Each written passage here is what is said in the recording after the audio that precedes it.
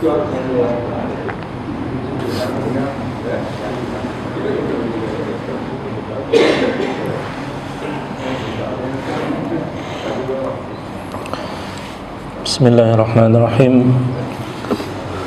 Assalamualaikum warahmatullahi wabarakatuh. Alhamdulillahilladzi arsala rasulahu bil huda wa dinil haqqi liyudhhirahu 'ala ad-dini kullih wa kafaa billahi shahida. Asyhadu an la ilaha illallah wahdahu la syarika lah wa asyhadu anna Muhammadan 'abduhu wa rasuluhu la nabiyya wa la rasula ba'dah. Amma ba'du, jamaah salat maghrib Masjid Al-Hidayah yang dimuliakan Allah Subhanahu wa ta'ala. Insyaallah kita akan melanjutkan pengajian tafsir surah Al-Balad di hari Sya'ban akhir insyaallah, sambil menunggu pengumuman dari pemerintah. Jadi ini terakhir sebelum kita puasa, kita akan menyelesaikan sampai tafsir surah Al-Balad. Pada pertemuan terakhir kita sudah menyampaikan ayat terakhir, yaitu ayat 16, di antara orang-orang yang disebutkan oleh Allah amalan-amalan untuk bisa mendekatkan diri kepada jalan yang sulit, yaitu jalan ke surga. Masih ada satu lagi amalan apa di antara amalan yang Allah sebutkan Aqabah, jalan yang mendaki, jalan yang sulit, yaitu ayat ke-17-nya. Kita mulai. A'udzubillahi minasyaitonirrajim. ثُمَّ كَانَ مِنَ الَّذِينَ آمَنُوا وَتَوَاصَوْا بِالصَّبْرِ وَتَوَاصَوْا بِالْمَرْحَمَةِ. Kemudian dia termasuk orang-orang yang beriman, saling menasehati dalam kesabaran dan saling menasehati dalam kasih sayang. Baik, jadi ayat ini ada hubungannya dengan ayat-ayat sebelumnya. Pendapat yang pertama ya. Ayat-ayat sebelumnya menjelaskan amalan-amalan yang menghantarkan ke surga, di antaranya memerdekakan budak,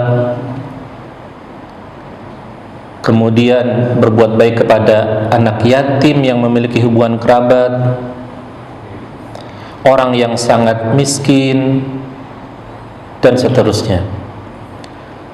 Kaitannya dengan ayat ke-17 ini, yang pertama, bahwa amalan apapun dalam Islam yang dilakukan oleh umat Islam khususnya dan umumnya oleh manusia, syarat diterimanya yang pertama adalah harus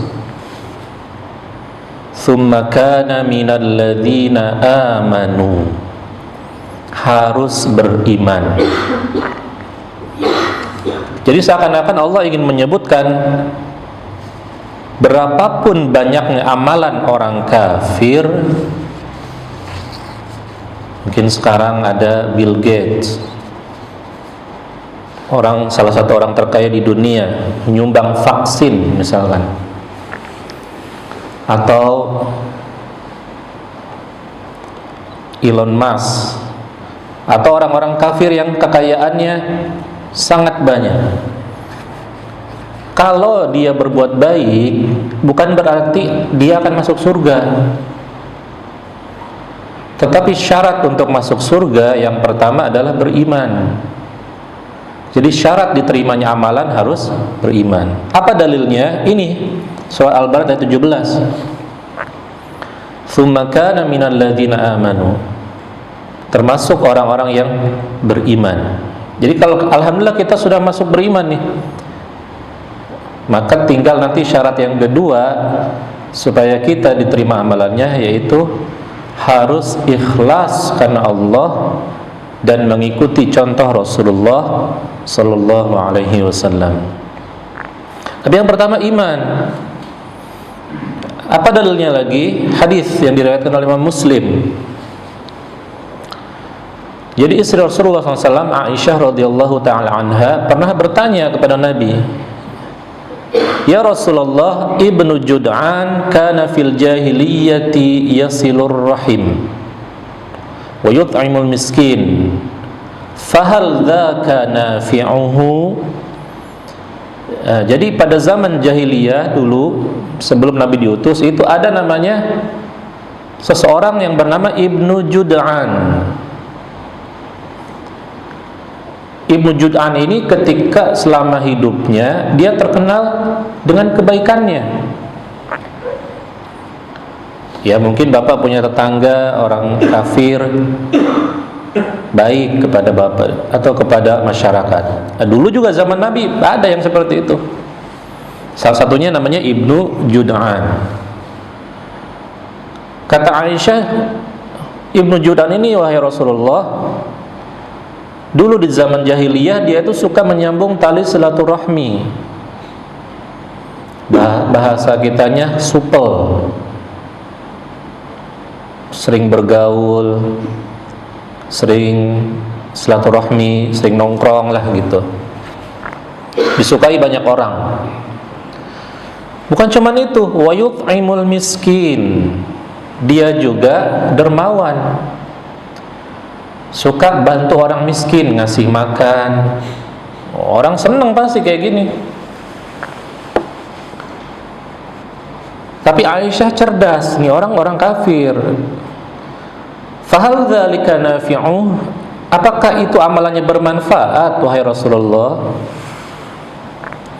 Apa kata Rasulullah SAW? La yanfa'uh. Tidak bermanfaat. Kenapa alasannya? Innahu lam yaqul yawman rabbighfirli khati'ati yawmaddin.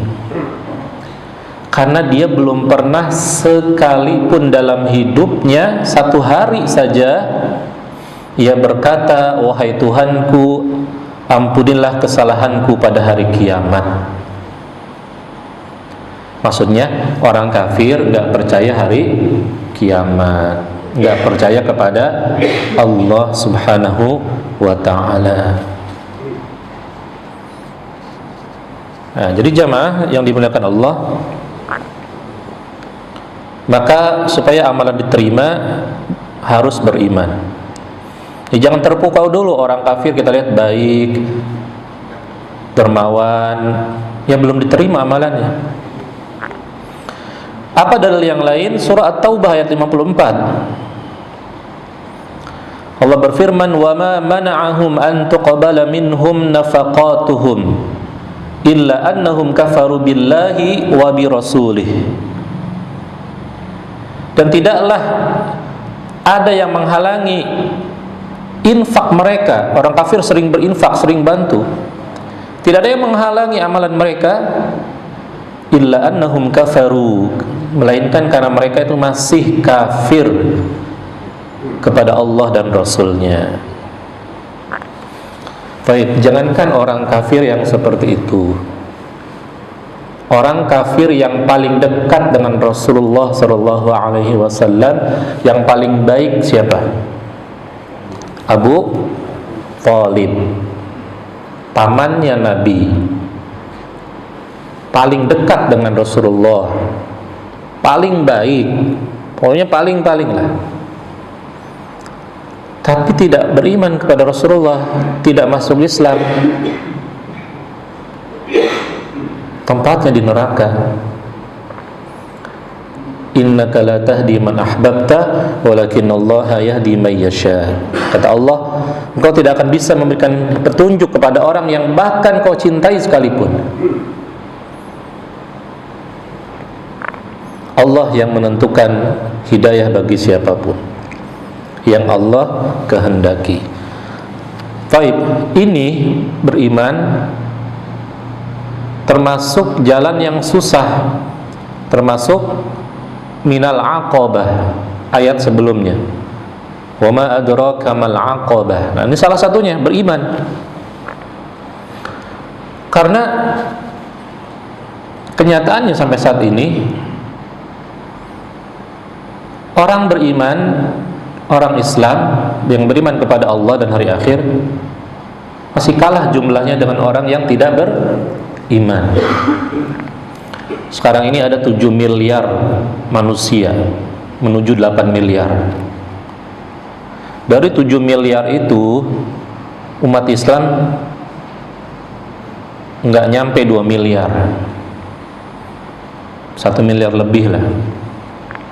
Sisanya orang Kristen, orang ateis dan yang lainnya. Jadi artinya untuk menuju jalan yang sulit, menuju surga, beriman kepada Allah ternyata susah bagi manusia. Dan alhamdulillah kita termasuk orang yang beriman, yang menempuh jalan yang susah ini. Ya, mudah-mudahan kita diistiqomahkan. Taib, itu yang pertama. Tsumma kana minal ladzina amanu.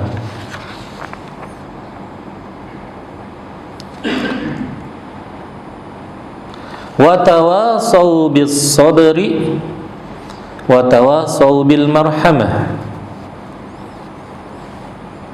Ada perbedaan dengan di surat Al-Asr. Kalau Al-Asr wa tawassaw bil haqqi wa tawassaw bis sabri. Nah, ini salah satunya kata Allah. Jalan yang sulit adalah menasehati sesama orang beriman untuk bersabar. Kenapa perlu jamaah yang Allah muliakan?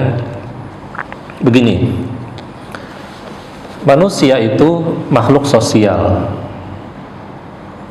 Manusia itu nggak bisa hidup sendiri. Kecuali antum Tarzan. Tarzan juga masih butuh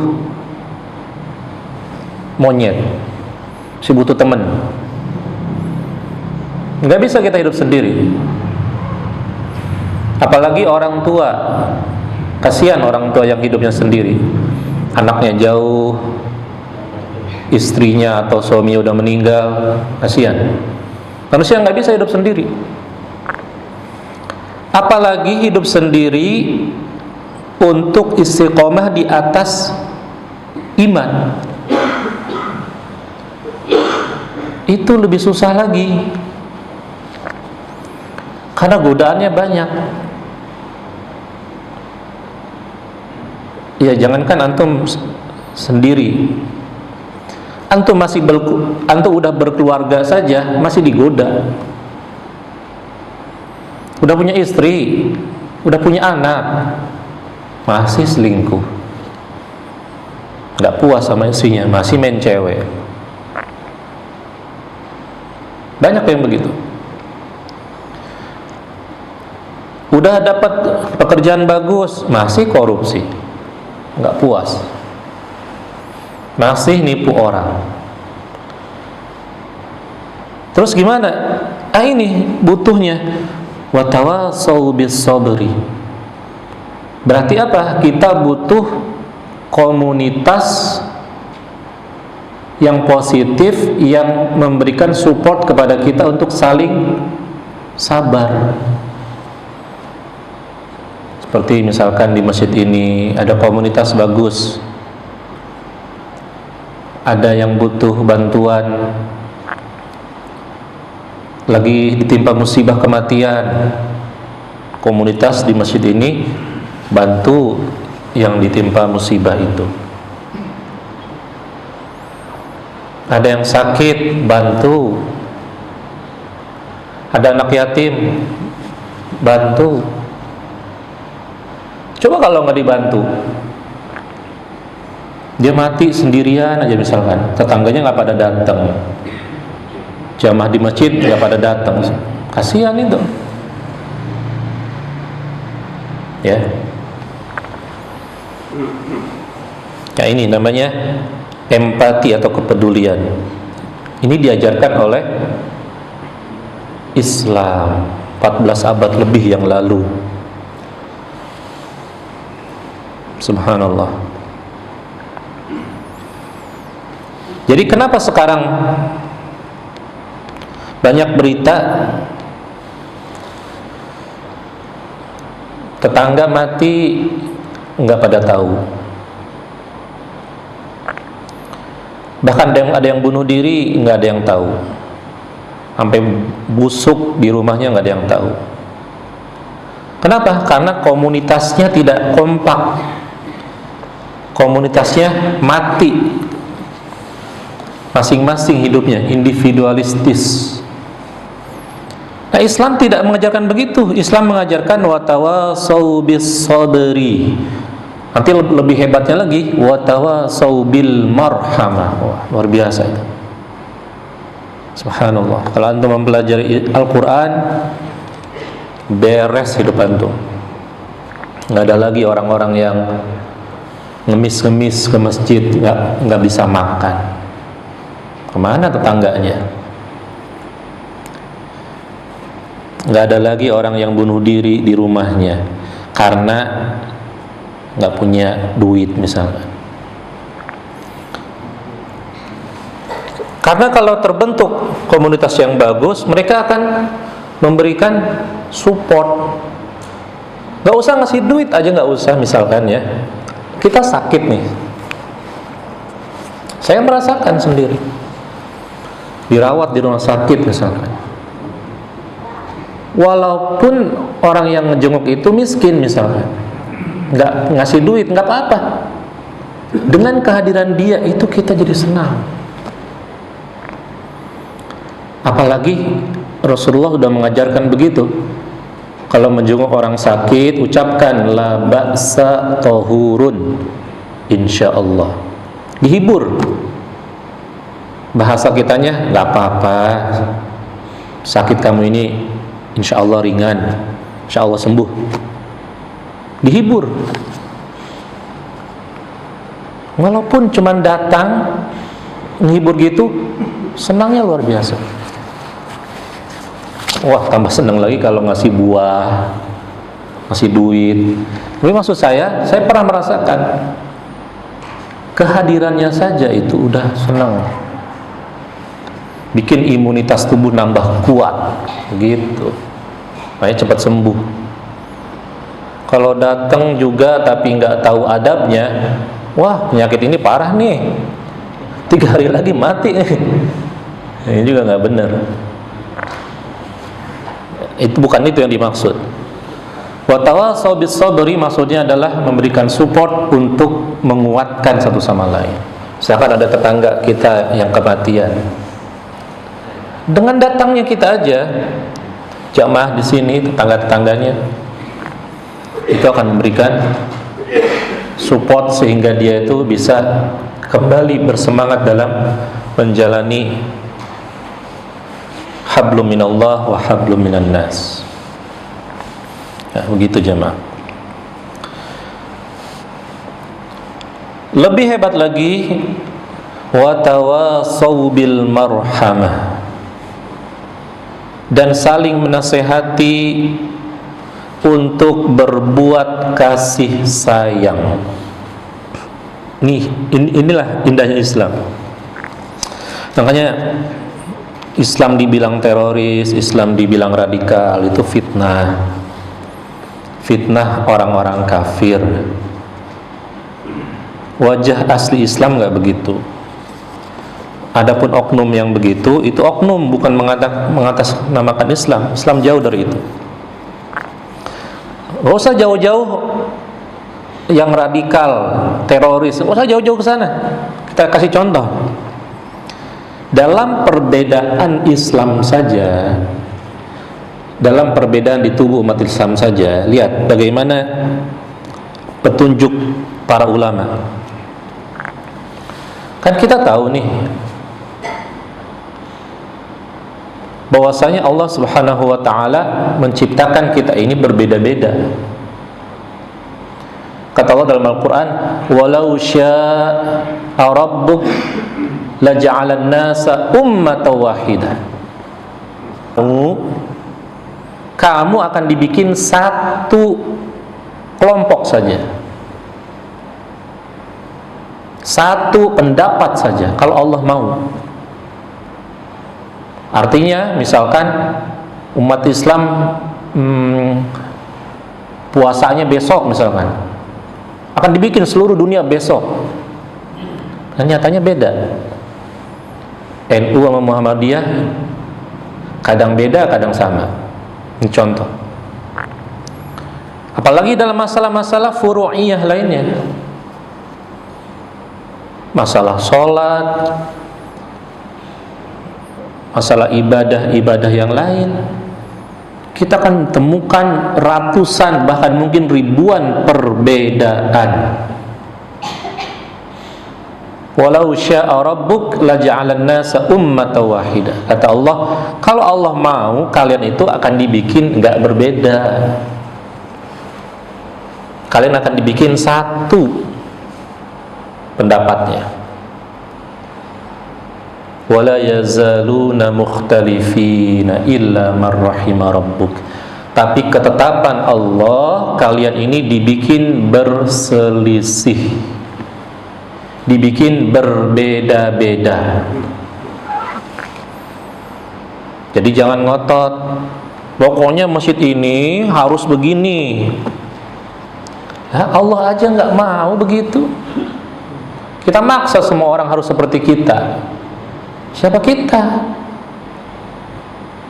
Emang ente yang punya hati, ente yang punya otak manusia, yang mengendalikan otak manusia supaya ngikut ente? Nggak bisa. Gitu. Al-Imam An-Nawawi rahimahullah, ini ulama besar, ulama madhab Syafi'i yang kitab-kitabnya enggak terhitung. Ada syarah Sahih Muslim, Al-Majmu' syarah Muhadzab, At-Tibyan fi Adabi Hamalatil Quran, banyak sekali kitabnya. Umat Islam enggak mungkin enggak kenal Imam Nawawi, pasti kenal. Beliau pernah berkata begini, dengarkan. Wa'lam anna ma'rifata madhahibis salaf fi adillatiha min ahammi ma yahtaju ilaih. Kata Imam Nawawi, ketahuilah, mengetahui madhab salaf, madhab ulama-ulama terdahulu, ya, Imam Syafi'i, Imam Maliki, Hambali, Hanafi, imam-imam yang lainnya, imam-imam salaf semuanya, mengetahui mereka itu pendapat-pendapatnya itu merupakan perkara yang penting yang dibutuhkan. Kenapa? Li'anna ikhtilafihim fil furu'i rahmah. Karena perbedaan pendapat di antara mereka dalam perkara-perkara cabang, perkara-perkara furu'iyah itu merupakan rahmat. Yang berkata siapa ini? Imam Nawawi. Jadi maksud Imam Nawawi itu begini, kita ini kalau belajar tuh yang menyeluruh. Kalau kita belajar tentang kunut misalkan, pelajari itu pendapat-pendapat tentang kunut, gimana pendapatnya.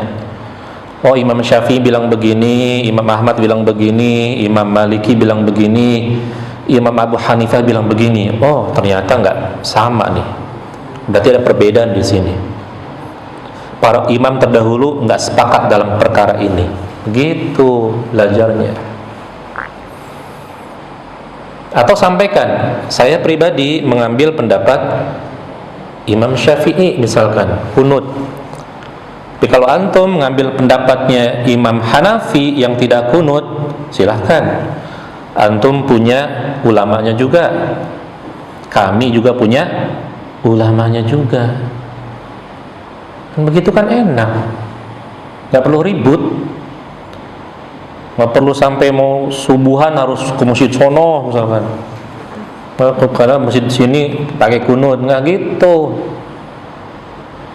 Imam Ahmad pernah sholat di belakang Imam Syafi'i pakai kunut, Imam Ahmad nggak pakai kunut. Begitu. Ini salah satu contoh praktek ya, bagaimana mengamalkan wa tawassaw bil marhamah. Sehingga kalau demikian nanti akan timbul kasih sayang. Enggak karena perbedaan pendapat, enggak mau salam, enggak mau senyum. Ini apa kayak gini? Islam enggak ngajarin begitu. Kok Ustaz tahu Ustaz? Ya saya korban juga lah.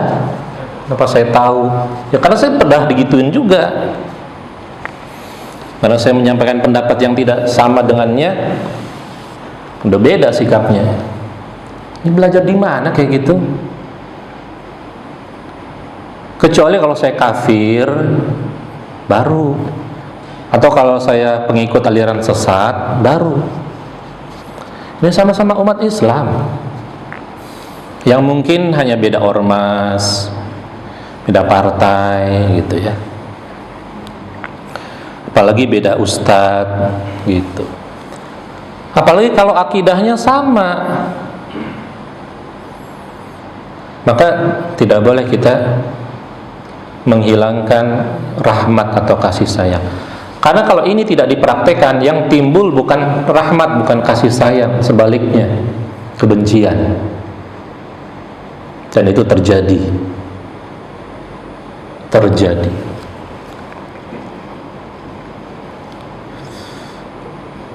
Ya mau gak mau saya harus menyampaikan yang terbaru, yaitu ada pembubaran kajian. Ya, seorang ustadz dibubarkan pengajiannya oleh sekelompok orang. Ya seharusnya tidak terjadi demikian. Seharusnya diupayakan dialog. Nah, umat Islam itu kekurangannya apa? Kekurangannya kurang ngopi bareng, itu. Kekurangannya itu. Kekurangannya kalau udah beda, ya udah beda, nggak mau duduk bareng. Susah kalau gitu. Padahal kalau beda ngopi bareng emang kenapa sih?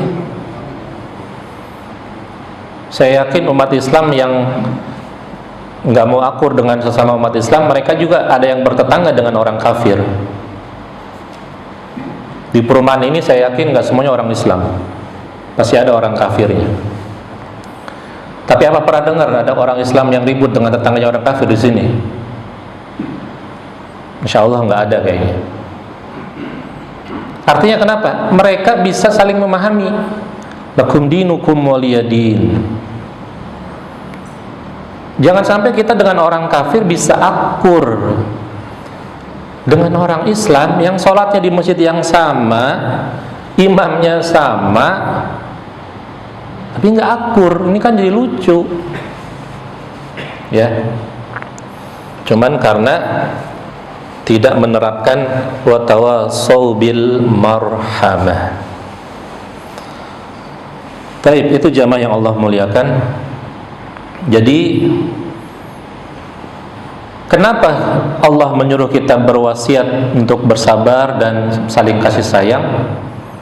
Karena emang kita diuji, orang beriman tuh salah satu ujiannya sesama dengan mereka sendiri. Ujiannya memang seperti itu. Mereka bukan diuji oleh orang-orang yang di luar Islam dulu, tapi diuji oleh orang yang di dalam Islam dulu. Makanya disuruh untuk bersabar sesama mereka. Terus gimana Ustaz kalau saya tidak disalami lagi, saya ngasih salam nggak dijawab? Ya udah, sabar. Tawassaw bis sabri.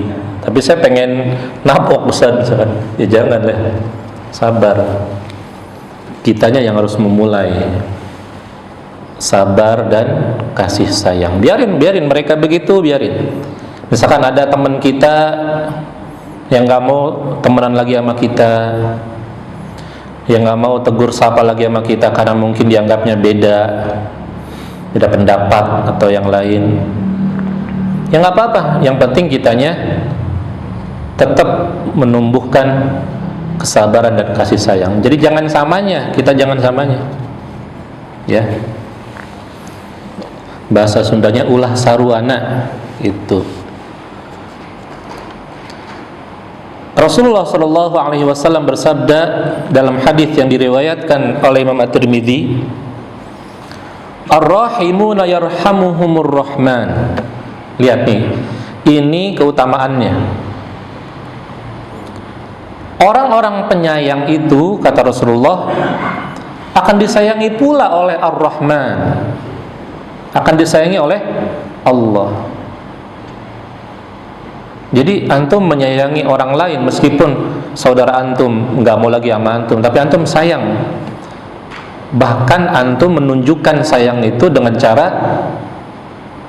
misalkan dia lagi butuh bantuan, padahal dia nggak pernah negor antum nih, karena beda pengajian misalkan, tapi dia butuh bantuan, antum bantu, maka antum akan disayangi oleh yang maha penyayang.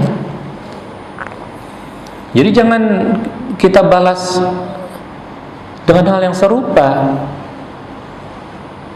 Dia sakit, biarin aja Ustaz, biarin mati aja, biarin. Jangan. Justru harus tunjukkan bahwasanya kita harus berkasih sayang. Antum ini masih saudara saya, kita masih sama rukun imannya, rukun Islamnya, Ka'bahnya masih sama, Al-Qur'annya masih sama. Kita cuma beda di sini, di sini, di sini. Antum masih saya anggap saudara, terserah antum mau anggap saya saudara atau enggak, gitu. Maka antum akan disayangi oleh Allah.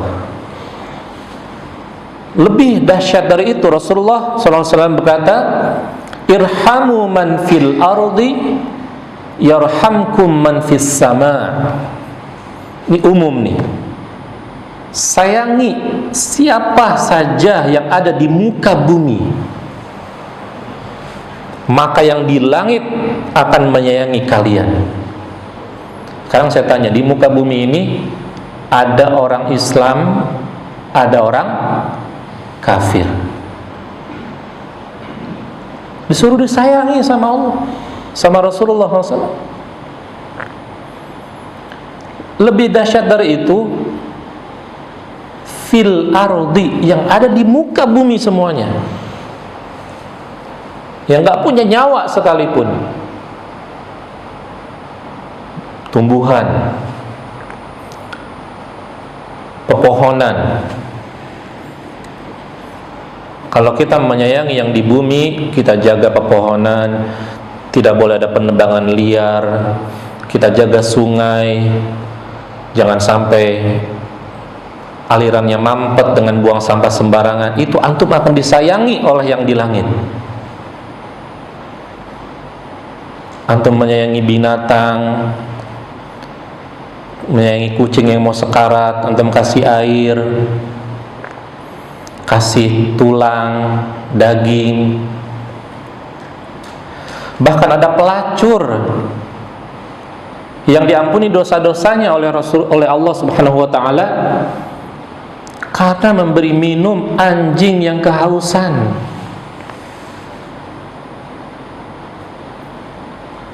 Lebih mulia mana anjing atau umat Islam?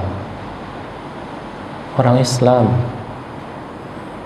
Jadi maksudnya, ke anjing aja harus begitu.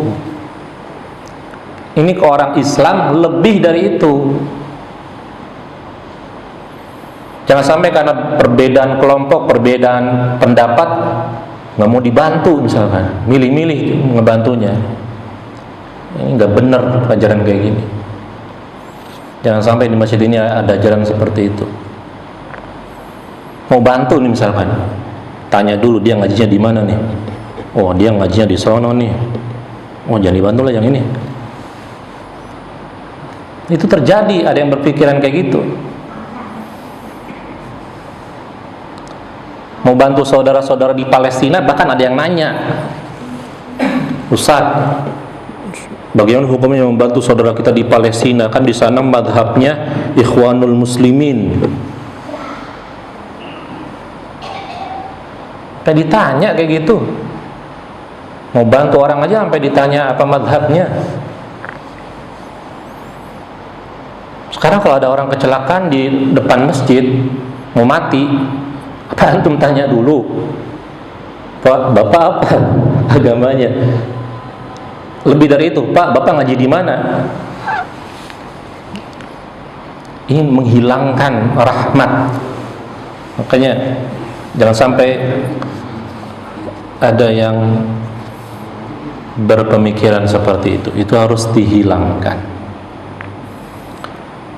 Baik, itulah akhir dari surah Al-Balad, ayat terakhir-terakhirnya tidak kita tafsirkan karena hanya berkaitan dengan pesan ulaika ashabul maimanah. Kata Allah, mereka itulah orang-orang yang berada di golongan kanan. Walladzina kafaru biayatina hum ashabul masy'amah. Sementara orang kafir yang mendustakan ayat-ayat kami, dia ada di golongan kiri. Alaihim narum muqsadah. Mereka berada di dalam neraka yang rapat, yang tertutup. Nah, jadi yang kami tafsirkan hanya ayat ke-17 yang nyambung dengan ayat sebelumnya pada pertemuan yang lalu. Demikian pengajian kali ini. Mohon maaf kalau ada kekurangan. InsyaAllah kalau ada tanya jawab nanti setelah adzan. Mungkin adzan dulu, silakan.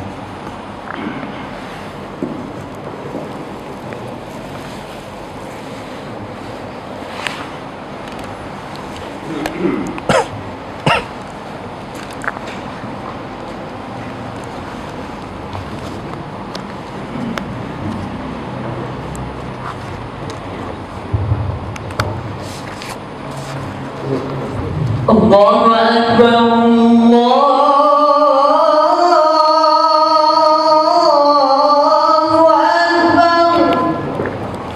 Allah.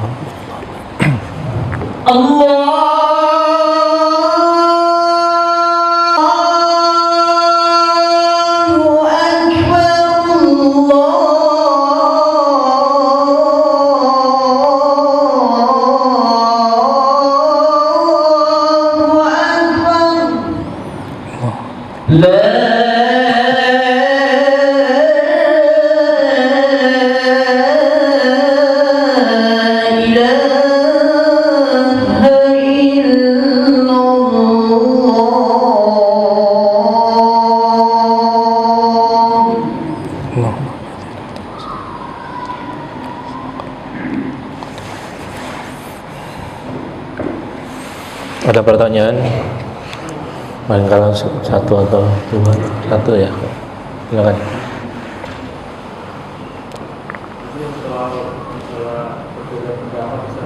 Iya.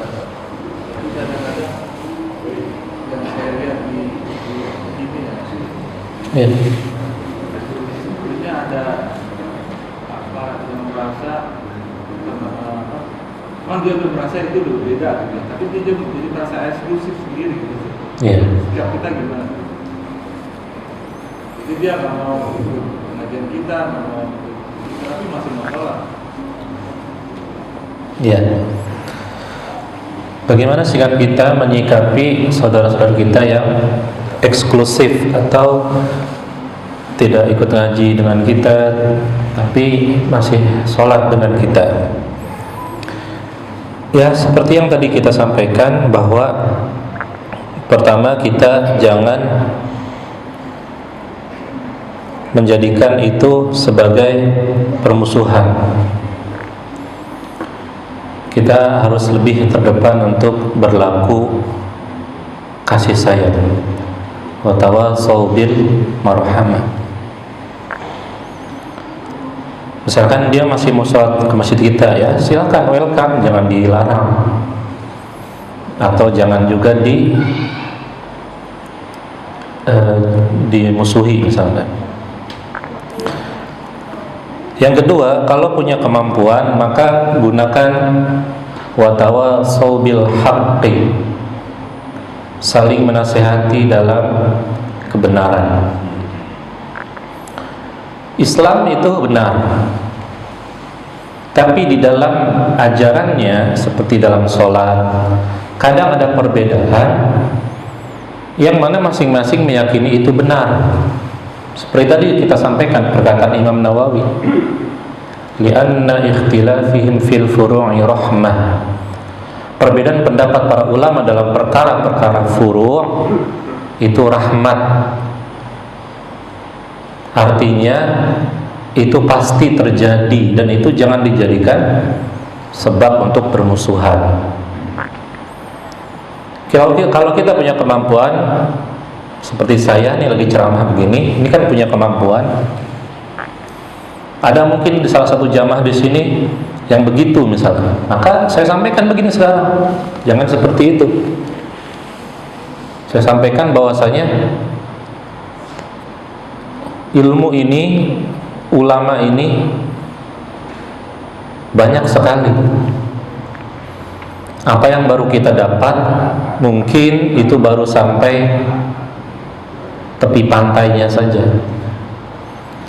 Kita belum menyelami lautan yang luas, menyelami ilmu yang lebih dalam. Jadi kalau baru belajar, jangan banyakin ngomentari orang dulu, tapi banyakin memperbaiki diri dulu. Perbaiki ilmu, amal, akhlak, gitu. Jadi baru belajar nih, baru ngaji, misalkan baru ngaji 2 tahun. Saya pengalaman begitu. Saya ngaji ini udah puluhan tahun, dari saya SD, SMP itu saya udah hafal Quran, SMA. Tapi saya pernah disalah-salahin sama orang yang baru ngaji sebulan 2 bulan, yang baca Qurannya aja belepotan. Nah, yang terjadi begitu. Tapi kalau kita samanya dengan mereka, maka nggak ada perubahan atau nggak ada kebaikan. Jadi tetap Bapak bersabar dengan sikap mereka, jangan sama. Lo harus lebih kasih sayang kepada mereka, walaupun mereka begitu kepada kita misalnya. Atau yang ketiga, kalau punya kemampuan, nasihati. Misalkan Bapak punya saudara yang begitu, datanginlah saudara itu, nasihati, kasih masukan, gitu. Kalau enggak juga, dia pengennya masing-masing, pengen ngaji sama ustadznya aja, ya udah, nggak usah dipaksa. Ngapain maksa-maksa, ya? Yang penting situasi aman, terkendali, gitu. Kalau situasi sudah nggak aman, di masjid udah cekcok nih, udah jadi jamaah biasa aja, gitu. Keluarin aja dari DKM misalkan. Misalkan di DKM ini ada 5 orang, 1 orang ngotot harus begini. Wah, ini bisa memecah belah nih, bisa merusak kedamaian. Ya udah, tendang aja yang itu untuk menyelamatkan ratusan masyarakat, ratusan umat Islam misalkan, gitu. Itu aja barangkali ya yang bisa kami sampaikan. Saya pribadi mohon maaf kepada jamaah sekalian Masjid Al-Hidayah kalau selama ini ada kekurangan dalam penyampaian atau dalam sikap dan materi. Kita berdoa kepada Allah, mudah-mudahan Allah menyampaikan kita pada bulan suci Ramadan, menguatkan kita untuk beribadah di bulan suci Ramadan, dan mengampuni dosa-dosa kita semuanya setelah keluar dari bulan suci Ramadan. Allahumma ballighna Ramadan, Allahumma a'inna ala dzikrika wa syukrika wa husni ibadatik. Demikian, mohon maaf kalau ada kekurangan. Kita tutup dengan doa kafaratul majlis. Subhanakallahumma wa bihamdika asyhadu an la ilaha illa anta astaghfiruka wa atubu ilaik. Wassalamualaikum warahmatullahi wabarakatuh.